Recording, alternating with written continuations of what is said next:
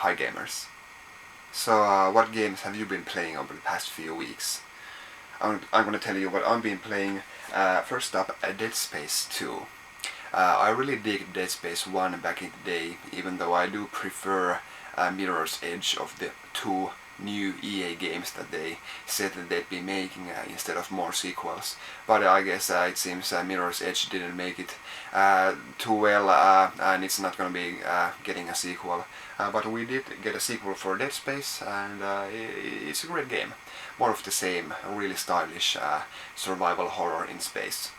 Of course, great graphics and all, but the most honorable mention in this game goes to the sound design.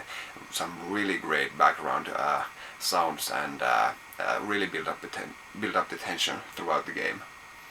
And well, I don't know, it does give you a lot of scares throughout the game, but when the 100th necromorph jumps through the wall to attack you, it's not as effective as the first necromorph to do that.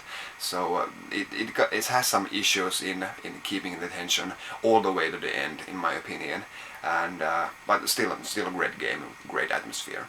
A lot goes to breaking up the pace of the game when you go shopping, and you have the weapon upgrade system. Really like that one. So breaks up the pace in the game. So some nice puzzles as well. One thing I didn't like as much in Dead Space 2 was that they showed the main character's face a lot, and he kept talking away in Dead Space 1, and there was a lot of mystery around the character, and you could project yourself to the character better when you didn't see the face, in my opinion. But still, great game, Dead Space 2. Next up for the Wii, Kirby's Epic Yarn. Yeah, it took a long while for us Europeans to get the game, but it was well worth the wait. Absolutely gorgeous. This really is one of the best looking games of this generation, I kid you not. Well, in my opinion, but maybe I'm biased. I really love Nintendo. But this really reminds me of Yoshi's Story on Nintendo 64. Well, not because of the fabric-based graphics and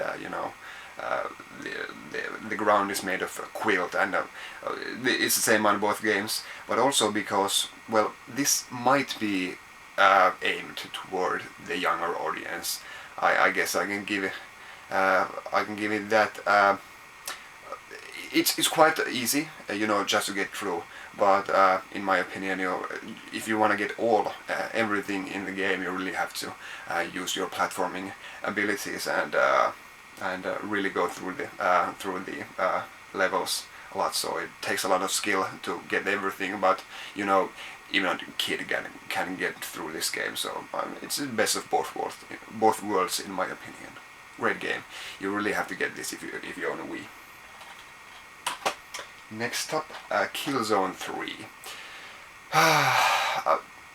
It's really not Killzone's fault, but I really can't play another grey shooter again. I just can't, I gotta tell you. I haven't finished this, I'm ashamed to say. It's a solid shooter, of course great graphics, maybe the best looking shooter there is on this generation, but I just can't.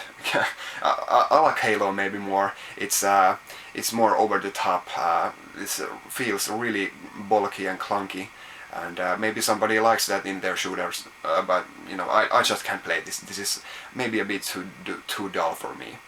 They did spruce things up with vehicles and stuff like that. So those are little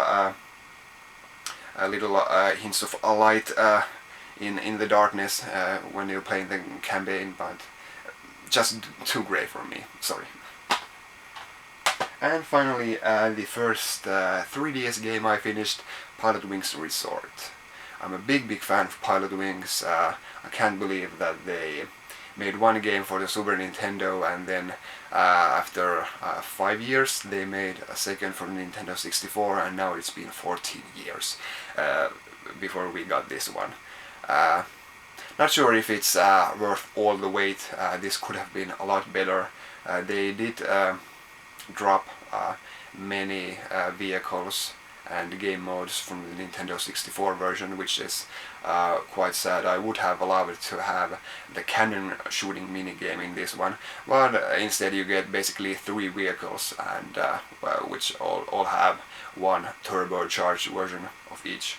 And well, I really loved flying. You know, you don't have to shoot things up and have explosions and people screaming to have a great game. It's this really charming as well. And well, the main problem with the game is that there's only one location. I kinda like the fact that it's the same location, you know, virtually the same location in Wii Sports Resort and in Wii Fit as well when you go jogging. It's the same island, Woohoo Island, and but it's only the one island. There isn't any more levels in the game, whereas in Nintendo 64 you had tons of variety. You do get to scour every cave in the island, but it's not quite enough for my tastes. It took like, well, I did get everything in the game, and it took me like 10 hours to get everything.